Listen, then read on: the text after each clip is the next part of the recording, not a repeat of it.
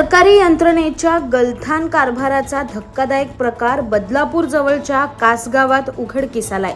या ठिकाणी खाजगी जागा मालकांसाठी सरकारी पैशातून पूल बांधण्यात आल्याचा आरोप होतोय।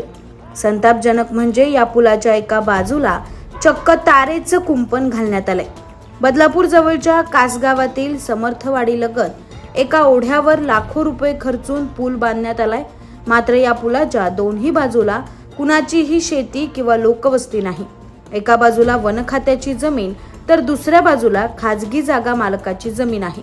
त्यामुळे शासनाचे लाखो रुपये खर्च करून हा पूल नेमका कुणासाठी बांधण्यात आला असा सवाल मनसेचे स्थानिक पदाधिकारी राकेश टेंबे यांनी उपस्थित केलाय। या पुलावरून लोकांची तसेच वाहनांची ये-जा होताना दिसत नाही। शिवाय पुलाच्या एका बाजूला चक्क जाळी बसवण्यात आली आहे। हा पूल जिल्हा परिषदेच्या माध्यमातून बांधण्यात आल्याचं सांगण्यात आलंय। मात्र खाजगी जागेसाठी अशा सरकारी पैशातून पूल बांधता येतो का, हाच खरा सवाल आहे। या ठिकाणी सरळ सरकारी पैशाचा अपव्यय केल्याचा आरोप होतोय। त्यामुळे या प्रकरणाची चौकशी करून दोषींवर कडक कारवाई करावी अशी मागणी मनसेचे स्थानिक पदाधिकारी राकेश टेंबे यांनी केली आहे। कासगाव गोरेगाव या दोन्ही ग्रामपंचायतच्या मध्ये बरोबर नाला आहे आणि त्या नाल्याला ब्रिज बांधलेला आपण जेव्हा उभा आहे हा ब्रिज बांधलेला आहे।